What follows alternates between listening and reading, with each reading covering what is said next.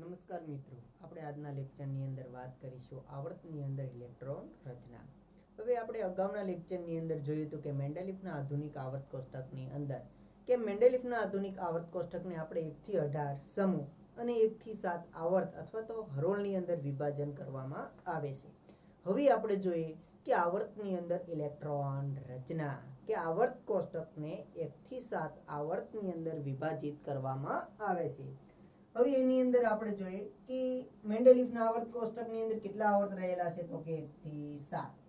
હવે આપણે જોઈએ પ્રથમ આવર્ત કે પ્રથમ આવર્તની અંદર કેટલા તત્વ રહેલા છે તો કે પ્રથમ આવર્તની અંદર 2 તત્વ રહેલા છે. પ્રથમ તત્વ છે હાઇડ્રોજન અને બીજું તત્વ છે હિલિયમ. બરોબર. હવે તમે જોઈ શકો છો આપણે બંનેની શું જોવાની છે ઇલેક્ટ્રોન રચના. પ્રથમ તત્વ હાઇડ્રોજન છે. આવર્ત કયો છે તો કે પ્રથમ. હવે આપણને ખ્યાલ છે ઇલેક્ટ્રોન હાવભાવના સિદ્ધાંત પ્રમાણે ઇલેક્ટ્રોનની ગોઠવણી સૌથી પહેલા ઓછી શક્તિ ધરાવતી કક્ષકની અંદર ઇલેક્ટ્રોન સૌથી પહેલા દાખલ થાય, ત્યાર પછી ઇલેક્ટ્રોન ક્રમશઃ વધારે ઉર્જા ધરાવતી કક્ષકની અંદર ઇલેક્ટ્રોન દાખલ થાય છે. હવે આપણે જોઈએ હાઇડ્રોજનની ઇલેક્ટ્રોન રચના તો શું જોવા મળે? હાઇડ્રોજનનો પરમાણુ ક્રમાંક 1. કોઈ પણ તત્વની અંદર જેટલો તેનો પરમાણુ ક્રમાંક હોય એના જેટલા એની અંદર ઇલેક્ટ્રોન જોવા મળે છે. હાઇડ્રોજનનો પરમાણુ ક્રમાંક 1 તો એની અંદર ઇલેક્ટ્રોન કેટલા રહેલા છે? 1. સૌથી પહેલા ઇલેક્ટ્રોન છે કઈ કક્ષકમાં દાખલ થાય? 1s1. તો હાઇડ્રોજનની ઇલેક્ટ્રોન રચના આપણને જોવા મળે છે 1s1 પ્રકારની ઇલેક્ટ્રોન રચના જોવા મળે છે. જ્યારે હિલિયમ જેનો પરમાણુ ક્રમાંક જોવા મળે છે 2, જેની ઇલેક્ટ્રોન રચના આપણને જોવા મળે છે 1s2 પ્રકારની ઇલેક્ટ્રોન રચના જોવા મળે છે. હવે આપણે જોઈએ કે આવર્ત કોષ્ટક છે આપણે 4 વિભાગની અંદર વિભાજિત કર્યું છે, S, P, D અને F વિભાગની અંદર. હવે ધ્યાન આપજો કે કોઈ પણ S કક્ષક હોય, કોઈ પણ S કક્ષક આપણે એને કહીએ NS, 1s, 2s, 3s, 4s, કોઈ પણ S કક્ષકમાં વધુમાં વધુ કેટલા ઇલેક્ટ્રોન સમાય તો કે વધુમાં વધુ 2 ઇલેક્ટ્રોન સમાય. કોઈ પણ P કક્ષકની અંદર વધુમાં વધુ ઇલેક્ટ્રોન કેટલા સમાય? 6. કોઈ પણ D કક્ષકની અંદર વધુમાં વધુ 10 ઇલેક્ટ્રોન સમાય અને કોઈ પણ F કક્ષક હોય તો એની અંદર વધુમાં વધુ 14 ઇલેક્ટ્રોન સમાય છે. હવે આપણે જે પ્રથમ આવર્તની અંદર તત્વની સંખ્યા કેટલી જોવા મળે તો કે પ્રથમ આવર્તની અંદર તત્વની સંખ્યા 2. બીજા આવર્તની અંદર જોઈએ તો તત્વની સંખ્યા 8. ત્રીજા આવર્તની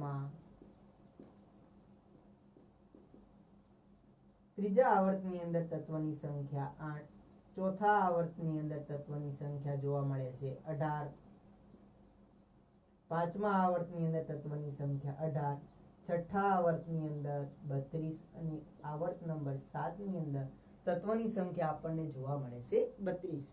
આ બધા જ આવર્તની અંદર આપણે ઇલેક્ટ્રોન રચનાની વાત કરીશું. હવે આપણે જોઈએ આવર્ત નંબર 2. હવે એક વસ્તુ આ બંને વિશે થોડીક માહિતી લઈ લઈએ કે આપણે હાઇડ્રોજન એની ઇલેક્ટ્રોન રચના 1s1 પ્રકારની જોવા મળે છે. તો આપણે જોઈએ કે ns1 પ્રકારની ઇલેક્ટ્રોન રચના કોની જોવા મળે છે તો કે સમૂહ 1 ના તત્વ, બરોબર, જેનો સમાવેશ થાય છે S વિભાગની અંદર. આપણે જોઈએ તો S વિભાગની અંદર 2 સમૂહ આવેલા છે. S વિભાગમાં 2 સમૂહ આવેલા છે, સમૂહ 1 અને સમૂહ 2. તો સમૂહ 1 ના જે તત્વ છે જેને આપણે ઓળખીએ છીએ આલ્કલી ધાતુ તત્વો અને સમૂહ 2 ના તત્વ છે જેને આપણે ઓળખીએ છીએ આલ્કલાઇન અર્થ ધાતુ તત્વ તરીકે ઓળખવામાં આવે છે. પરંતુ હાઇડ્રોજન છે જે વાયુ સ્વરૂપની અંદર અસ્તિત્વ ધરાવે છે એટલે આપણે એનો સમૂહ 1 ની અંદર સમાવેશ કરી શકતા નથી, કારણ કે હાઇડ્રોજન અધાતુ તત્વ છે. હજી સુધી આવર્ત કોષ્ટકની અંદર હાઇડ્રોજનનું કોઈ પણ ચોક્કસ સ્થાન નક્કી નથી. હવે આપણે આગળ જોઈએ જ્યારે હિલિયમ જેનો સમાવેશ થાય છે સમૂહ 18 ના તત્વની અંદર, જે સમૂહ 18 ના તત્વને નિષ્ક્રિય અથવા તો ઉમદા વાયુ તરીકે ઓળખવામાં આવે છે, જેની ઇલેક્ટ્રોન રચના NS2np6 પ્રકારની જોવા મળે છે. પરંતુ એમાં હાઇડ્રોજન છે અપવાદરૂપ તત્વ જોવા મળે છે, બરોબર, જેની ઇલેક્ટ્રોન રચના આપણને NS2 પ્રકારની જોવા મળે છે, જેની અંદર P કક્ષકનો સમાવેશ થતો નથી. પરંતુ એની બાહ્યતમ કક્ષક ઇલેક્ટ્રોનથી સંપૂર્ણ ભરાયેલ હોવાને કારણે આપણે એને સમૂહ 18 ની અંદર આપણે એનો સમાવેશ કરીએ છીએ એના ભૌતિક ગુણધર્મને આધારે. હવે આગળ આપણે વાત કરીએ બીજા આવર્તની, તો કે બીજા આવર્તની અંદર રહેલા તત્વ તો કે લિથિયમ, બેરિલિયમ, ત્યાર પછી boron, carbon, nitrogen, oxygen, fluorine અને નિયોન 10. આ જે તત્વ છે જે બીજા આવર્તના તત્વ છે. બીજા આવર્તના તત્વની આપણે ઇલેક્ટ્રોન રચના જોઈએ તો કે આવર્ત કેટલામો છે તો કે બીજો. તો આપણે લખી શકાય આના પહેલાનું નિષ્ક્રિય તત્વ કયું છે તો કે હિલિયમ. સમૂહ 1 આલ્કલી ધાતુ તત્વ, સમૂહ 2 આલ્કલાઇન અર્થ ધાતુ તત્વ લિથિયમ. તેનો પરમાણુ ક્રમાંક કેટલો જોવા મળે છે તો કે 3. શું એની ઇલેક્ટ્રોન રચના જોવા મળે? એના પહેલાનું નિષ્ક્રિય તત્વ હિલિયમ. અને આ હિલિયમની ઇલેક્ટ્રોન રચના કેવા પ્રકારની જોવા મળે છે? 1s2. હવેના ઇલેક્ટ્રોન કઈ કક્ષકમાં દાખલ થશે? 2s કક્ષકની અંદર. જોજો કે આવર્ત કેટલામાં છે? બીજો. કઈ કક્ષક આવશે? 2s. s વિભાગના તત્વ છે એટલે ઇલેક્ટ્રોન કેમાં છેલ્લો ઇલેક્ટ્રોન કઈ કક્ષકમાં દાખલ થાય? s કક્ષકની અંદર. તો શું એની ઇલેક્ટ્રોન રચના આપણને જોવા મળે? Helium 2s1. લિથિયમનો પરમાણુ ક્રમાંક 3. તો ઇલેક્ટ્રોન પણ એની પાસે કેટલા જોવા મળશે તો કે 3 ઇલેક્ટ્રોન જોવા મળશે. તો ઇલેક્ટ્રોન રચના શું જોવા મળશે? હિલિયમ 2s1 પ્રકારની ઇલેક્ટ્રોન રચના જોવા મળે છે. કમ્પ્લીટ. ત્યાર પછી બેરિલિયમ જેનો પરમાણુ ક્રમાંક કેટલો જોવા મળે છે? 4. જેની ઇલેક્ટ્રોન રચના આપણને કેવી જોવા મળે છે? હિલિયમ 2s2 પ્રકારની ઇલેક્ટ્રોન રચના જોવા મળે છે. 2 2 4 ઇલેક્ટ્રોન. કમ્પ્લીટ. ત્યાર પછી આગળ જે બોરોન થી નિયોન સુધીના તત્વ છે જેનો સમાવેશ કેમાં થાય છે? પી વિભાગની અંદર. જેની અંદર પી વિભાગના તત્વો એને શા માટે કહેવામાં આવે તો કે છેલ્લો ઇલેક્ટ્રોન છે પી કક્ષકની અંદર દાખલ થતો હોવાને કારણે જેને પી વિભાગના તત્વ તરીકે ઓળખવામાં આવે છે. હવે આપણે બીજા આવર્તના તત્વની ઇલેક્ટ્રોન રચના જોઈએ પી વિભાગની અંદર. બોરોન કે જેનો પરમાણુ ક્રમાંક કેટલો જોવા મળે? 5. એની અંદર ઇલેક્ટ્રોન કેટલા જોવા મળે છે? 5 ઇલેક્ટ્રોન રચના. હિલિયમ 2s2 2p1 પ્રકારની ઇલેક્ટ્રોન રચના જોવા મળે છે. હંમેશા પી વિભાગના તત્વની ઇલેક્ટ્રોન રચના ns2 np1 થી 6 પ્રકારની ઇલેક્ટ્રોન રચના ધરાવે છે. પી વિભાગના તત્વની ઇલેક્ટ્રોન રચના ns2 np1 થી 6 પ્રકારની ઇલેક્ટ્રોન રચના ધરાવે છે. s કક્ષક છે ઇલેક્ટ્રોનથી સંપૂર્ણ ભરાયેલ જોવા મળે છે અને p કક્ષક છે જેની અંદર 1 થી 6 સુધીના ઇલેક્ટ્રોન સમાયેલા છે. બરોબર છે. જેનો સમાવેશ થાય સમૂહ 13 14 15 16 17 અને 18. હવે આગળ જોઈએ કાર્બન જેનો પરમાણુ ક્રમાંક જોવા મળે છે 6. ઇલેક્ટ્રોન રચના થાય છે કાર્બનની. હિલિયમ 2s2 2p2 પ્રકારની ઇલેક્ટ્રોન રચના ધરાવે. એક ઇલેક્ટ્રોનનો વધારો થશે અને એ ઇલેક્ટ્રોન છે પી કક્ષકની અંદર દાખલ થશે. નાઇટ્રોજનની ઇલેક્ટ્રોન રચના આપણે જોઈએ તો નાઇટ્રોજનનો પરમાણુ ક્રમાંક છે 7. નાઇટ્રોજન પાસે ઇલેક્ટ્રોનની સંખ્યા 7. Helium 2s2 2p3. ત્યાર પછી ઓક્સિજનની ઇલેક્ટ્રોન રચના હિલિયમ 2s2 2p4.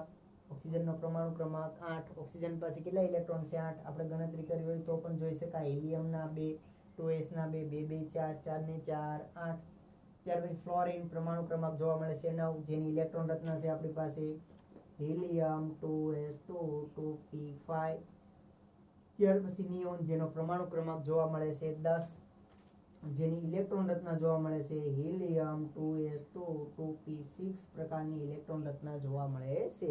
નિયોન પાસે કેટલા ઇલેક્ટ્રોન રહેલા છે તો કે 10 ઇલેક્ટ્રોન રહેલા છે. આપણે વાત કરી બીજા આવર્તના તત્વની ઇલેક્ટ્રોન રચના. હવે જેમ જે તત્વની બાહ્યતમ કક્ષકની ઇલેક્ટ્રોન રચના સમાન જોવા મળે તેને એક જ સમૂહની અંદર એની ગોઠવણી કરવામાં આવે. હવે આગળ આપણે જોઈએ ત્રીજા આવર્તની ઇલેક્ટ્રોન રચના. હવે જોઈએ આપણે ત્રીજા આવર્તની અંદર કેટલા તત્વોનો સમાવેશ થાય છે તો કે ત્રીજા આવર્તની અંદર જોઈએ તો કે 8 તત્વોનો સમાવેશ થાય છે. કયા કયા 8 તત્વ તો કે ત્રીજા આવર્તની અંદર જોઈએ s વિભાગની અંદર આપણે જોઈએ તો કે સોડિયમ છે, મેગ્નેશિયમ છે. ત્યાર પછી પી વિભાગની અંદર aluminium, silicon, phosphorus, sulphur, chlorine અને આર્ગન જેવા તત્વોનો સમાવેશ થાય છે. હવે જોઈ શકાય આની તમારી ઇલેક્ટ્રોન રચના જોઈ હોય તો જોઈ શકાય. આના પહેલાનું નિષ્ક્રિય તત્વ કયું છે તો કે નિયોન 10. નિયોનની ઇલેક્ટ્રોન રચના જોવા મળે છે હિલિયમ 2s2 2p6. તો આપણે અહીંયા લખી શકાય નિયોન. જોજો કેટલામો આવર્ત છે તો કે ત્રીજો આવર્ત. કયા વિભાગનું તત્વ છે? એસ વિભાગનું. બરોબર. સોડિયમનો પરમાણુ ક્રમાંક કેટલો છે? 11. નિયોન ની અંદર કેટલા ઇલેક્ટ્રોન સમાણા? તો કે 10. કેટલા ઇલેક્ટ્રોન વધ્યા? 1. એક ઇલેક્ટ્રોન કઈ કક્ષક ની અંદર દાખલ થશે? એસ કક્ષક ની અંદર. આવર્ત 3 વિભાગ એસ. શું ઇલેક્ટ્રોન રચના જોવા મળશે? 3s1. બરોબર છે. એસ ની અંદર એક ઇલેક્ટ્રોન સમાણો. હવે મેગ્નેશિયમ નો પરમાણુ ક્રમાંક કેટલો છે? 12. 11. બાકીનો હજી એક ઇલેક્ટ્રોન માટે એસ કક્ષક ની અંદર જગ્યા છે. તો મેગ્નેશિયમ ની ઇલેક્ટ્રોન રચના શું જોવા મળશે? તો કે આપણે જોઈએ તો નિયોન 3s2 પ્રકારની ઇલેક્ટ્રોન રચના જોવા મળશે. ત્યાર પછી એલ્યુમિનિયમ પી વિભાગની અંદર ઇલેક્ટ્રોન રચના neon 3s2 3p1 3p2 3p4 5 6 7 sorry 3p6 argon 18 જેની ઇલેક્ટ્રોન રચના જોવા મળશે નિયોન 3s2 3p6 પ્રકારની ઇલેક્ટ્રોન રચના ધરાવે છે. દરેકની અંદર એક એક ઇલેક્ટ્રોન દાખલ થતો જશે. 3s 3p1 3p2 4 5 સોરી 2 3 4 5 અને 6. બરોબર છે. આ થઈ ગયા પી વિભાગના તત્વની ઇલેક્ટ્રોન રચના. હવે આગળ જોઈએ ચોથા આવર્તની અંદર. તો કે ચોથા આવર્તની અંદર જોઈએ તો કેટલા તત્વોનો સમાવેશ થાય છે? તો કે પરમાણુ ક્રમાંક. આપણે જોઈએ ચોથા આવર્તની અંદર પરમાણુ ક્રમાંક 18 સુધીના તત્વોનો આપણે કેમાં સમાવેશ થયો? તો કે 18 સુધીના તત્વોનો સમાવેશ આપણે થાય છે ત્રીજા આવર્તની અંદર. ચોથા આવર્તની અંદર પરમાણુ ક્રમાંક 19 થી પરમાણુ ક્રમાંક ક્રિપ્ટોન 36 સુધીના તત્વોનો સમાવેશ થાય છે. પરમાણુ ક્રમાંક 19 નંબરનું તત્વ છે પોટેશિયમ અને 36 નંબરનું તત્વ છે ક્રિપ્ટોન 36. જોઈ શકાય કે ચોથા આવર્તની અંદર પરમાણુ ક્રમાંક 19 થી પરમાણુ ક્રમાંક 36 સુધીના તત્વોનો સમાવેશ થાય છે. બરોબર છે. જેની અંદર ટોટલ 18 તત્વોનો સમાવેશ થાય છે. હવે આગળ આપણે જોઈએ જે આ તત્વની ઇલેક્ટ્રોન રચના કેવી જોવા મળે છે. સૌથી પહેલા આપણે જોઈએ એસ કક્ષક આવે. ત્યાર પછી જો આ બેની એસ અને પી ની વચ્ચે ડી કક્ષકનો સમાવેશ થાય છે. જે ડી વિભાગના તત્વને આપણે ઓળખીએ છીએ સંક્રાંતિ ધાતુ તત્વ. જેની અંદર સમાવેશ થાય છે પ્રથમ સંક્રાંતિ શ્રેણીના ધાતુ તત્વ. હવે જોઈએ આપણે તો એની ઇલેક્ટ્રોન રચના કેવા પ્રકારની જોવા મળે છે. તો આપણે જોઈએ ચોથા આવર્તના તત્વની ઇલેક્ટ્રોન રચના 4s ઇલેક્ટ્રોન છે 4s. ત્યાર પછી ડી વિભાગ પ્રથમ સંક્રાંતિ શ્રેણી જેની અંદર ઇલેક્ટ્રોન છે 3d કક્ષકની અંદર દાખલ થાય અને પી વિભાગના તત્વ જેની અંદર ઇલેક્ટ્રોન છે એ 4p કક્ષકની અંદર દાખલ થાય છે. કમ્પ્લીટ. જે ઇલેક્ટ્રોન રચના જોવા મળે છે. કોની ઇલેક્ટ્રોન રચના જોવા મળે છે? તો કે ચોથા આવર્તના તત્વની ઇલેક્ટ્રોન રચના આપણે કહી શકાય 4s 1 થી 2 3d 1 થી 10 અને 4p 1 થી 6 પ્રકારની ઇલેક્ટ્રોન રચના ધરાવે છે. હવે આગળ જોઈએ પાંચમા આવર્તના તત્વ. પાંચમા આવર્તની અંદર રૂબિડિયમ જેનો પરમાણુ ક્રમાંક 37 થી ઝેનોન 54 સુધીના તત્વનો સમાવેશ થાય છે. પાંચમા આવર્તની અંદર પણ કેટલા તત્વ રહેલા છે? તો કે પાંચમા આવર્તની અંદર પણ તત્વોની સંખ્યા આપણને 18 જોવા મળે છે. જેની ઇલેક્ટ્રોન રચના કેવા પ્રકારની જોવા મળે છે? તો કે સૌથી પહેલા એસ વિભાગ જેની અંદર ઇલેક્ટ્રોન 5s કક્ષકની અંદર દાખલ થાય. ત્યાર પછી દ્વિતીય સંક્રાંતિ શ્રેણીના તત્વ. પ્રથમ સંક્રાંતિની અંદર ક્યાંથી ક્યાં સુધીના? પરમાણુ ક્રમાંક 21 થી પરમાણુ ક્રમાંક 30 સુધીના તત્વ. સ્કેનેડિયમ થી ઝિંક સુધીના તત્વ જેને આપણે કહીએ છીએ પ્રથમ સંક્રાંતિ શ્રેણીના તત્વ. જ્યારે દ્વિતીય સંક્રાંતિ શ્રેણીની અંદર પરમાણુ ક્રમાંક 39 થી 48 સુધીના તત્વ. યટ્રિયમ થી કેડમિયમ સુધીના તત્વ જેને દ્વિતીય સંક્રાંતિ શ્રેણીના તત્વ તરીકે ઓળખવામાં આવે. એસ વિભાગની અંદર ઇલેક્ટ્રોન એસ કક્ષકમાં દાખલ થાય. દ્વિતીય સંક્રાંતિ શ્રેણીના ધાતુ તત્વની અંદર ઇલેક્ટ્રોન છે 4d કક્ષકમાં દાખલ થાય અને પી વિભાગની અંદર છે જે ઇલેક્ટ્રોન છે 5p કક્ષકની અંદર દાખલ થાય છે. આ થઈ ગઈ પાંચમા આવર્તના તત્વની ઇલેક્ટ્રોન રચના. હવે આપણે આગળ જોઈએ છઠ્ઠા આવર્તની અંદર રહેલા તત્વો.